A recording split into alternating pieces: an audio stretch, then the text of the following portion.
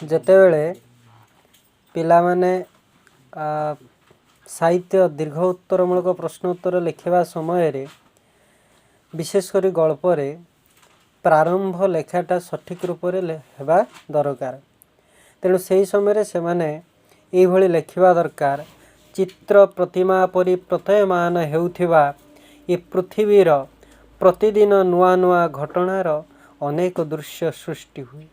ଦୃଶ୍ୟ ହୁଏ ଦୃଶ୍ୟାନ୍ତର। ଏହିସବୁ ପ୍ରତିବିମ୍ବକୁ ପାଥେଇ କରି ଜୀବନ ଧାରା ଗତି କରେ।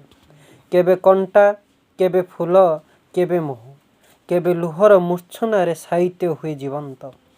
ଘଟଣାମୟ ବିଶ୍ୱରେ ଘଟଣା ଗୁଡ଼ିକୁ କଳା ରୂପରେ ସଜାଇବା ଗଳ୍ପ, ଗୀତ ଗାଇ ଯାଇଥିବା ପବନ, ବହି ଯାଇଥିବା ଝରଣା ଓ ନଈ ଝରି ଯାଇଥିବା ଝରଣା, ମାଳ ମାଳ ପକ୍ଷୀ ଓ ଛଳ ଛଳ ଆଖି ବଦଳି ଯାଆନ୍ତି ଗଳ୍ପର ଗୋଟିଏ ଗୋଟିଏ ଘଟଣା ସହିତ ଅନେକ ଦୃଶ୍ୟକୁ ଯୋଡ଼ି ଦେବାର ମାନସିକତାରୁ ରୂପ ପାଏ ଗଳ୍ପ।